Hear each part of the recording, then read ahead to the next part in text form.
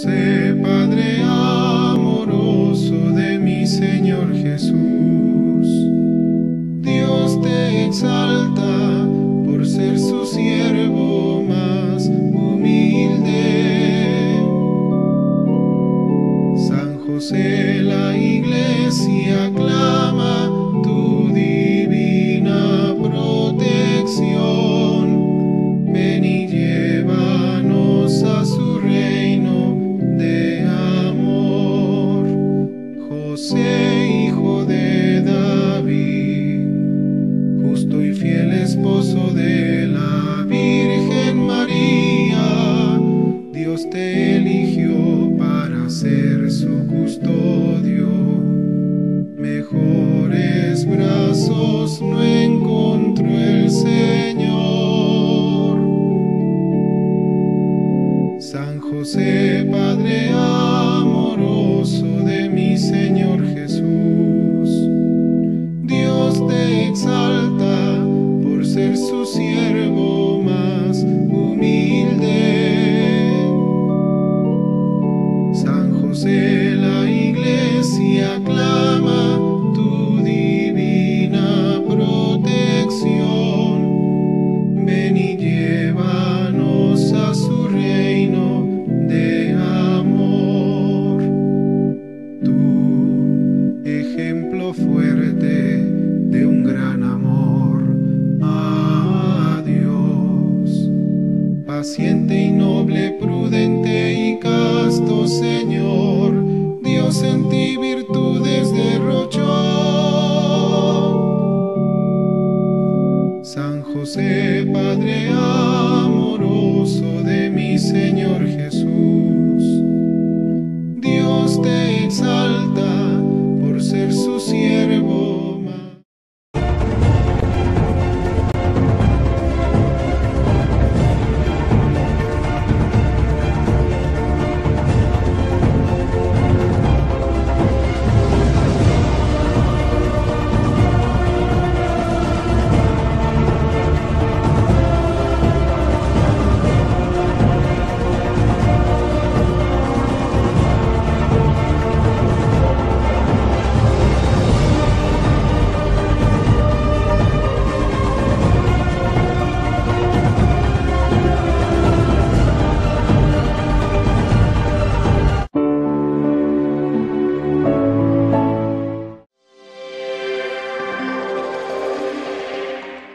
Bienvenidos a una edición más del Catecismo de la Iglesia Católica en el programa Esta es nuestra fe.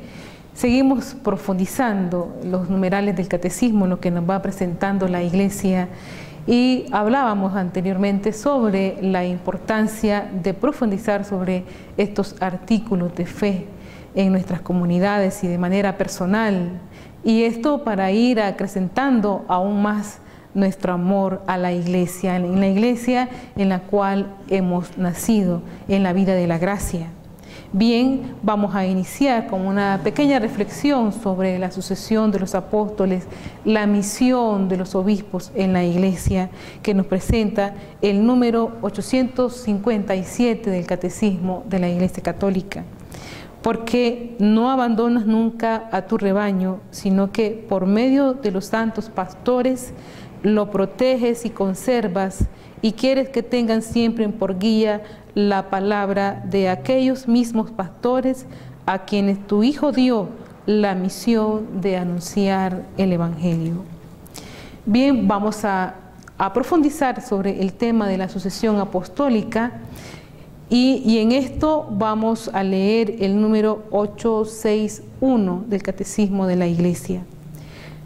Nos explica el Catecismo que para que continuase después de la muerte la misión a ellos confiado, encargaron mediante una especie de testamento a sus colaboradores más inmediatos que terminaran y consolidaran la obra que ellos empezaron. Les encomendaron que cuidaran de todo el rebaño en que el Espíritu Santo les había puesto para ser los pastores de la Iglesia de Dios. Nombraron, por tanto, de esta manera a algunos varones y luego dispusieron que después de su muerte otros hombres probados le sucedieran en el ministerio. Estamos confrontando a San Clemente Romano en su carta a los Corintios. Bien, hay una justificación que nos presenta San Clemente Romano en la historia de la iglesia primitiva. Y en esto dice que para que continuase después de su muerte la misión a ellos confiado, encargaron mediante una especie de testamento a sus colaboradores más inmediatos que terminaran y consolidaran la obra. Una primera justificación de la sucesión apostólica es precisamente la expansión del cristianismo que se viene dando en las primeras comunidades cristianas. Cuando Cristo vino a la tierra y edificó su iglesia dentro de sus discípulos, eligió a 12 de ellos y les dio autoridad, poder y un ministerio que cumplir, un servicio. Este servicio es precisamente el pastorear la iglesia. Y con la expresión de sucesión apostólica se indica en esta teología que los apóstoles, conscientes de que no vivirían para siempre, como nos explica también San Clemente en el Catecismo, y por voluntad de Cristo estaban destinados a tener sucesores que continuaran este servicio, que continuaran este ministerio, con la misma autoridad que ellos recibieron del Señor. Hay una frase que nosotros sabemos y que la tenemos que conocer y tenerla pendiente para afirmar aún más nuestra fe. Tú eres Pedro, y sobre esta piedra edificaré mi iglesia. Estamos confrontando a San Mateo capítulo 16, versículos del 13 al 19. Si se considera el nombramiento de Jesús a Pedro como un vicario suyo, solo exteriormente y superficialmente, esto es con ojos humanos, el hecho podría ser considerado como el gesto de un líder de un grupo cualquiera que, previendo que éste continúe su obra al momento de desaparecer. Sin embargo, nosotros como cristianos, como católicos, no podemos ver estas realidades simplemente desde el aspecto sociológico o desde el aspecto humano. Así considerado, el nombramiento de Pedro como vicario suyo sería únicamente el acto postrero pues, de un líder religioso, uno más entre tantos, al prever que en algún momento dejará de ejercer el mando, por el motivo que sea, y todo líder, sea religioso, político, nombra a su sucesor. Esto es visto humanamente. El instituir a Jesús al papado parecía estar siguiendo el requisito humano de nombrar un sucesor de confianza para continuar la obra comenzada. Sin embargo, el Catecismo nos dice en el número 862, así como permanece el ministerio confiado personalmente por el Señor a Pedro, recordemos la frase que es categórica: tú eres Pedro, y sobre esta piedra edificaré mi iglesia. Ministerio que debería ser transmitido a sus sucesores. De la misma manera permanece el ministerio de los apóstoles de apacentar la iglesia, que debe ser elegido para siempre por el orden sagrado de los obispos. Por eso la iglesia enseña que por institución divina los obispos han sucedido a los apóstoles como pastores de la iglesia. El que los escucha, escucha a Cristo. El que en cambio lo desprecia, desprecia a Cristo y al que lo envió. Esto es magisterio de la Iglesia, de la Lumen Gentium del Concilio Vaticano II, número 20. Bien, es esto lo que puede aparentar a los ojos humanos, pero el nombramiento de Pedro no puede nunca ser visto desde una perspectiva humana. De esa manera nosotros podemos perder el horizonte en un momento determinado al ver las circunstancias y las realidades eclesiales. Llamémosles también el misterio de la Iglesia. Al contemplarla de esa manera, pues nuestro horizonte se puede perder e inmediatamente, humanamente, viene la frustración, viene la decepción. Recordemos que la iglesia es de naturaleza teándrica, es decir, humana y divina. Divina por su fundador y humana por nosotros, los miembros por los cuales formamos este pueblo de Dios, esta asamblea. Sin embargo, nosotros como humanos no estamos exentos de errores, de pecados y de fragilidades, pero la sostiene el Señor. Y visto así, el nombramiento de Pedro nunca puede ser visto, entonces esta es la justificación, nunca con ojos humanos, sino a la luz de la fe. Cristo no es simplemente un líder religioso cualquiera que está simplemente eligiendo a un sucesor para cuando Él desaparezca o se vaya.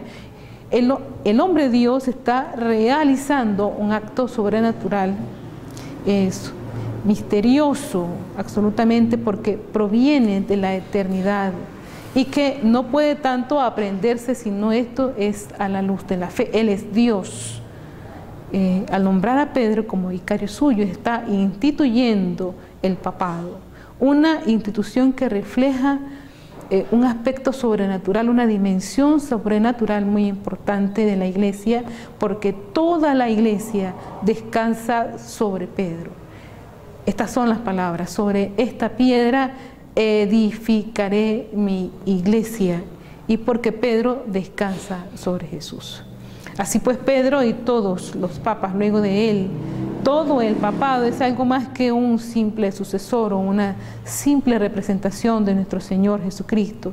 Pedro posee la plenitud del sacerdocio eterno de Jesucristo, y es este el sacerdocio donde brota la iglesia, y toda la vida de la iglesia es de este sacerdocio de donde brota la Eucaristía, corazón de la iglesia, y los restantes sacramentos que son como las arterias donde circula la sangre que da la vida eterna del Hijo de Dios. La gracia a toda la iglesia. Del sacerdocio eterno del Señor, depositado en el Papa en toda su plenitud, brotan los sacramentos que son la vida de la iglesia. Del Papa, del papado, brota la vida de la iglesia, porque Él recibe de Cristo el sumo poder del sacerdocio eterno que vivifica por los sacramentos a toda la iglesia. Imagínese usted, papá de familia, imagínese usted, jóvenes, ¿qué sería de la iglesia sin sacerdotes? Obviamente no habría sacramentos. Al no haber sacramentos, no se acrecentaría la gracia, sería algo muerto espiritualmente. Nosotros debemos de tomar la importancia que se debe al hecho del ministerio del sacerdocio. Por lo mismo, quien más cerca esté del Papa, más cerca estará de la fuente de la vida eterna que brota de su sacerdocio. Esto es muy importante, hablando de la comunión de los sacerdotes con el Papa, con los obispos, hablando de la comunión incluso de los obispos con el Papa, que es el sacerdocio del sumo y eterno sacerdote Jesucristo. Los hijos de la iglesia, entonces, nos adherimos con todo nuestro ser, con toda el alma y con todo el corazón al Papa, vicario de Cristo. Vamos a un video ilustrativo bíblico sobre este momento fundante en la cual el Señor le dice a Pedro: tú eres Pedro, y sobre esta piedra edificaré mi iglesia.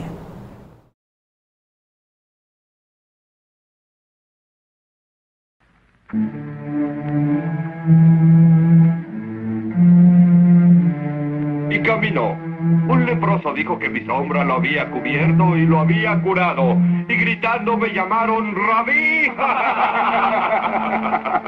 No sabía cómo predicar tampoco, pero de pronto me encontré hablando. El mismo poder que le dieron a Pedro.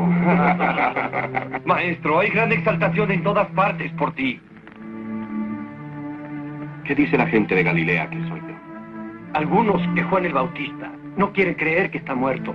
Saben que está muerto, bien lo saben. Pero dicen que eres Juan el Bautista resucitado. Así es, sí. Oí decir a alguien que tú eres Elías, vuelto de la tumba. Otros dicen que Jeremías o Ezequiel. ¿Y quién decís vosotros que soy?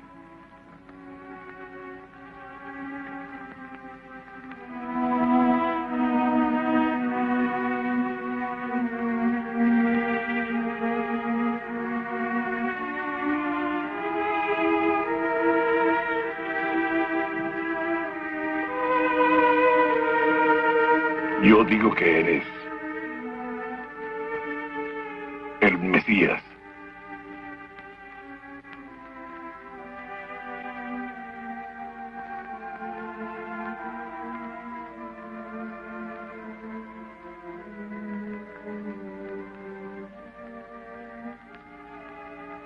El Hijo del Dios vivo.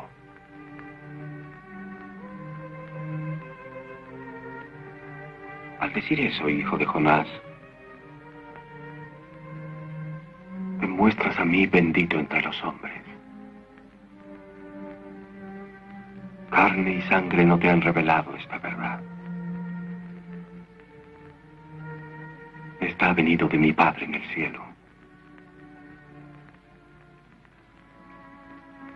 Así que a partir de ahora te llamaré Pedro. La piedra.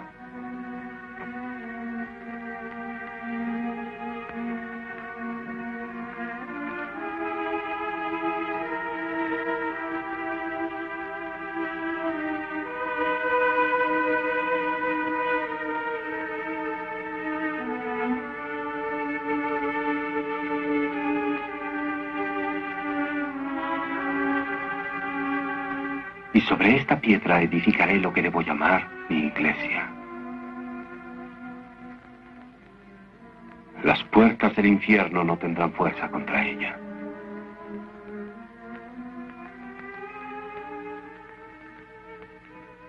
Y a ti, amado Pedro, te entrego las llaves del reino del cielo.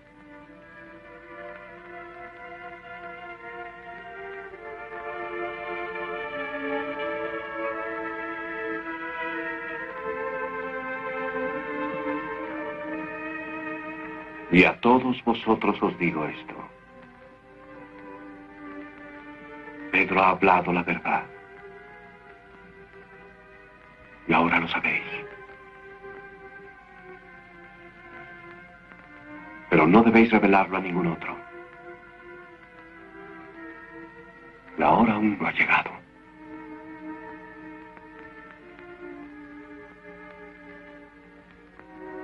Mas otra hora se avecina. La hora de mi marcha a Jerusalén. Sí, maestro. Debes marchar a Jerusalén. Toda la ciudad te espera. Los jefes de Israel deben conocerte y reconocerte. No, Judas. En Jerusalén el Hijo del Hombre será rechazado por los jefes y sacerdotes del templo. Será condenado. Será entregado a los infieles, los cuales le azotarán, le escarnecerán y le matarán.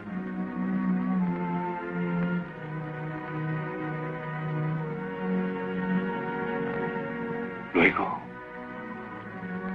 a los 3 días,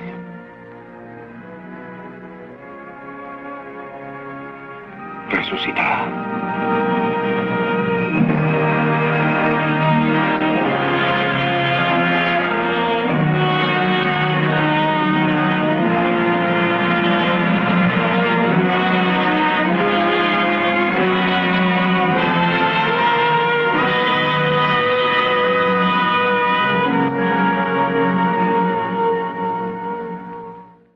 Estamos en la segunda parte de este tema tan importante acerca de la sucesión apostólica y que esto esté también fundamentado no solamente dentro del magisterio de la Iglesia, dentro de la enseñanza de la Iglesia también hay una fundamentación bíblica de aquellas primeras comunidades cristianas en las cuales San Pablo viene formando pequeñas comunidades y va creciendo la iglesia, se va expandiendo.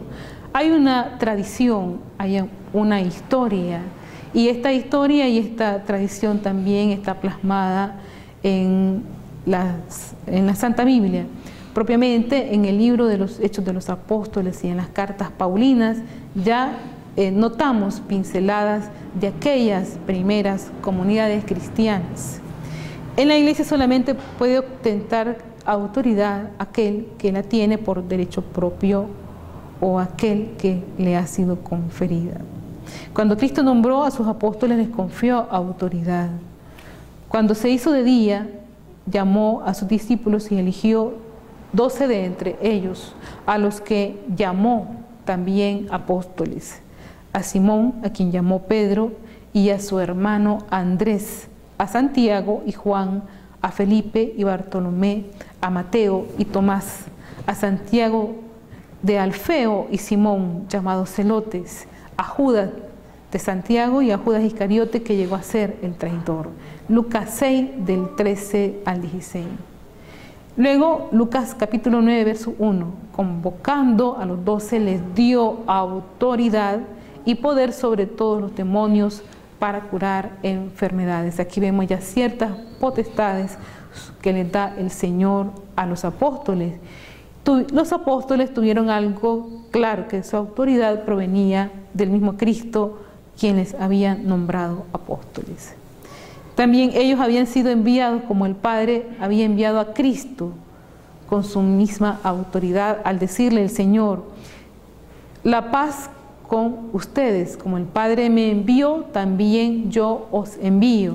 Dicho esto, sopló sobre ellos y les dijo: recibid el Espíritu Santo. A quienes perdonéis los pecados, les quedan perdonados, y a quienes se los retengáis, les quedan retenidos. Notemos aquí que los destinatarios particulares de este mandato es precisamente el círculo de los apóstoles. El Señor está con sus discípulos y les está dando estas recomendaciones. Eran los apóstoles quienes fundaban iglesias y quienes establecían las ordenanzas a ser obedecidas, ordenando con toda autoridad. Aquí ya notamos una dimensión disciplinar de aquellas primeras comunidades cristianas. Conforme iban pasando por las ciudades, les iban entregando para que las observasen las decisiones tomadas por los apóstoles y presbíteros en Jerusalén. Hechos 16:4. Hay una dimensión de disciplina, de organización de aquellas primeras comunidades cristianas que se van adhiriendo a un único magisterio. Y en las cartas paulinas se ve algo común a San Pablo ordenando a todas las iglesias, cuando dice por lo demás que cada cual viva conforme le ha asignado el Señor, cada cual como le ha llamado Dios, es lo que ordeno en todas las iglesias. Corintios 7:17, Primera de Corintios 7:17.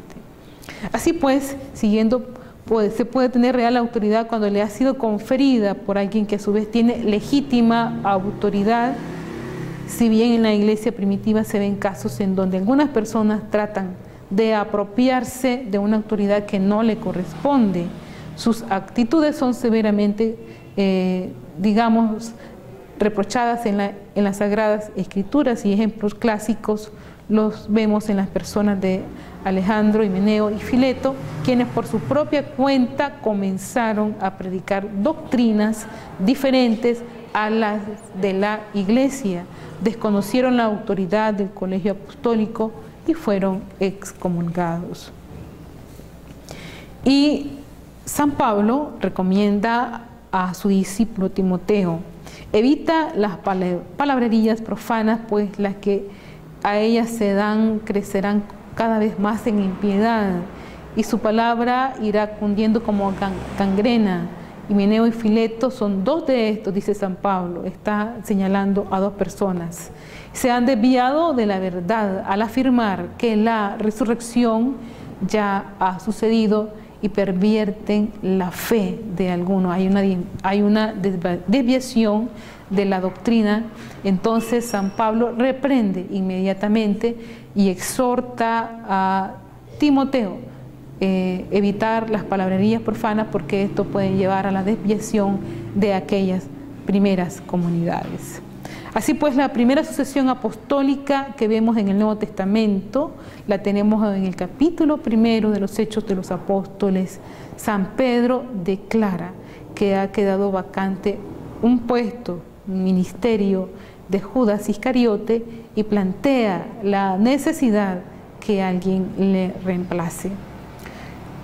Veamos el texto que dice: uno de aquellos días Pedro se puso en pie en medio de los hermanos. El número de los reunidos era unos 120 y les dijo: Pedro se pone en pie como quien tiene autoridad, es el líder. Hermanos, era preciso que se cumpliera la escritura en el que el Espíritu Santo, por boca de David, había hablado ya acerca de Judas, el que fue guía de los que prendieron a Jesús. Porque él era uno de los nuestros y obtuvo un puesto en este ministerio.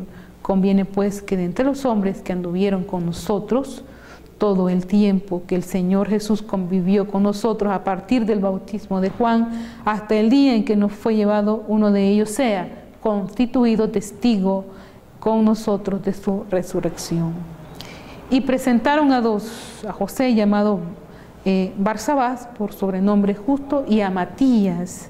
Entonces oraron: Tú, Señor, que conoces los corazones de todos, muéstranos a cuál de estos dos has elegido para ocupar en el ministerio del apostolado el puesto que Judas desertó para irse a donde le correspondía. Echaron suertes y la suerte cayó sobre Matías, que fue agregado al número de los 12 apóstoles. En la asamblea en la cual se pone en pie Pedro hay 120 personas. El texto nos está dando un número, 120, hay una asamblea. Pedro sugiere sustituir al que se había perdido, en este caso Judas Iscariote. La comunidad presenta 2 personas y hay un momento de oración antes de la elección. Y Pedro justifica que de dónde tendrá que ser elegido esta persona para sucederle y completar el número de los apóstoles. Pues hay una evidencia bíblica clarísima. Los apóstoles tenían conciencia de que el ministerio del apostolado no quede vacante. Los apóstoles también estaban conscientes de esta obligación. Si notamos esta dimensión de la preocupación de los apóstoles, que el número no quede vacante, estamos hablando posteriormente que este ministerio ha de ser desempeñado por los obispos. Era necesario entonces que se sucediera a través del tiempo y la historia. Y también estaban conscientes de la obligación que tenían de sus sucesores pudieran ejercer su ministerio de forma cabal para organizar iglesias y poner al frente a hombres capaces. Así vemos como en el libro de los Hechos de los Apóstoles se nos narra como una de las principales actividades de los apóstoles era fundar iglesias y designar en ellas presbíteros.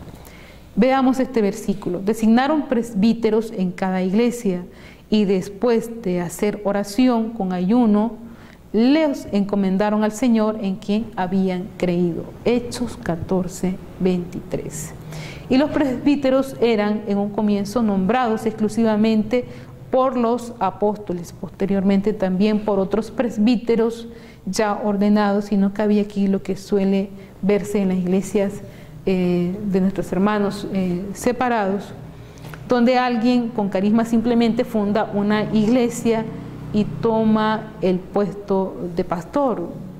¿verdad? Ejemplos claros los vemos en las cartas paulinas, donde Pablo hace mención de la ordenación de Timoteo como presbítero por medio de la imposición de manos, y le exhorta a no instituir presbítero a cualquiera. Veamos este texto. Por eso te recomiendo, le dice Pablo a Timoteo, que reavives el carisma de Dios que está en ti por la imposición de mis manos, porque no nos dio el Señor a nosotros un espíritu de timidez, sino de fortaleza, de caridad y de templanza. No te avergüences, continúa exhortándole Pablo a Timoteo, pues ni del testimonio que has de dar de nuestro Señor, ni de mí, su prisionero, sino al contrario, soporta conmigo los sufrimientos por el Evangelio, ayudado por la fuerza de Dios que nos ha salvado y nos ha llamado con una vocación santa, no por nuestras obras, sino por su propia determinación y por su gracia que nos dio desde toda la eternidad en Cristo Jesús. Segunda Timoteo 1, del 7 al 9. Y se vuelve a hacer hincapié en esta realidad, la mención que Pablo ya hace de que la ordenación de Timoteo la recibió por la imposición de manos del colegio de presbíteros. Bien, así pues hay una finalidad clara, como se viene dando en la sucesión apostólica. La finalidad es determinante. Tú pues, hijo mío, mantente fuerte en la gracia de Cristo, y cuanto me has oído en presencia de muchos testigos, confíalo a hombres fieles que sean capaces a su vez de instituir a otros. Bien, las recomendaciones de Pablo en asuntos de gobierno y de disciplina ya son referentes a este momento en que se viene expandiendo la iglesia. Él tenía que asegurarse de que los candidatos a estos ministerios fueran irreprochables, porque sabía que en el rebaño se infiltrarían lobos rapaces, y con estas directrices iba a poder la iglesia identificarlos fácilmente. De esto queda bien claro, la fidelidad, la comunión son dimensiones de discernimiento en cuanto a poder identificar la voz del pastor. Bien, así tenemos entonces que el Papa, obispo de Roma y sucesor de San Pedro, es el principio y fundamento perpetuo y visible de unidad, tanto de los obispos como de la muchedumbre de los fieles. Hay una iglesia visible. Esto es muy importante. Nosotros en familia, ya los jóvenes, los niños, por ejemplo, van conociendo la figura visible del vicario de Cristo en el Papa. Vamos conociendo ahorita al Papa Benedicto XVI, y hubieron generaciones que conocimos a Juan Pablo II, a Pablo VI, a Juan XXIII.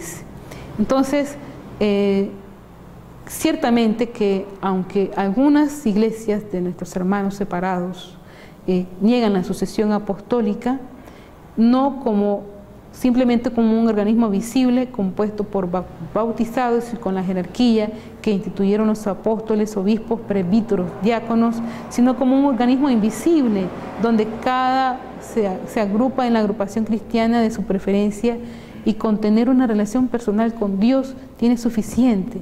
Para ello no importa mucho a qué iglesia asistas, mientras tu relación con Dios dice ser verdadera. Aunque dicen, algunos pueden ser justificados por ignorancia invisible, muchos miembros de estas comunidades eclesiales con pureza de intención pueden alcanzar la salvación eterna. Nosotros, en tanto cuanto vamos conociendo la iglesia, la vamos amando aún más, y también vamos creyendo en ella, y se va fortaleciendo ese lazo de unidad y comunión, no solamente en el misterio de la iglesia invisible, sino la iglesia visible. Hablamos ya de una figura que podemos ver: el Papa, los obispos, sacerdotes, diáconos, consagrados, religiosos, religiosas de clausura, laicos comprometidos, todos formamos la iglesia. El pontífice romano, en efecto, tiene en la Iglesia, en virtud de su función de vicario de Cristo y pastor de toda la Iglesia, la potestad plena, suprema y universal que puede ejercer siempre con entera libertad. Bien, vamos entonces a profundizar aún más en estas enseñanzas de la doctrina de la Iglesia, que es muy importante que sepamos conocer qué es la Iglesia, quiénes forman la Iglesia, cómo se fundó nuestra Iglesia, para que no quepa en nuestra mente, en nuestro corazón, confusión alguna. De hecho, la ausencia de error nos preserva en la verdad. Y una exhortación permanente de Pablo a sus discípulos, de Pablo a Timoteo, de Pablo a Tito, de Pablo a las comunidades cristianas, es estar en la verdad, conocer esta verdad que el Señor nos ha enseñado. La verdad nos hará libre.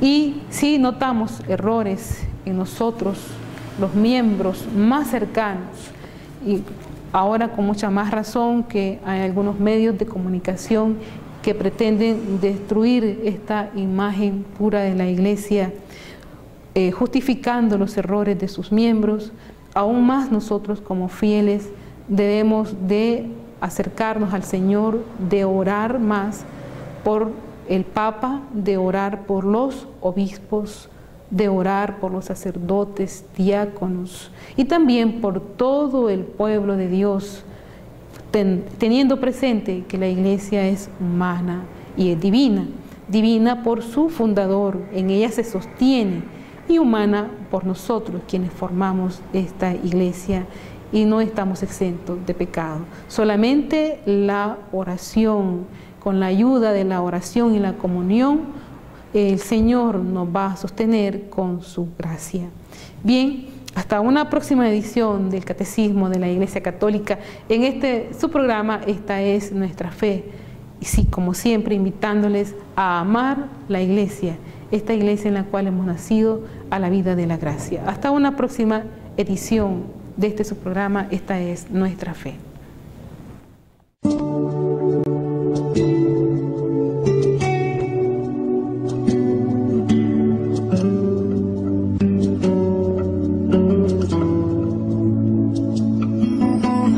Pescador, Cristo te hizo pescador.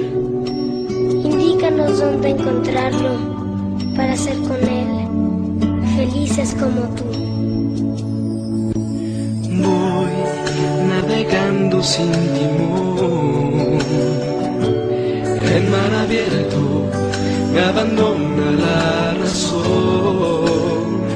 Apenas si sobrevivo como un niño perdido.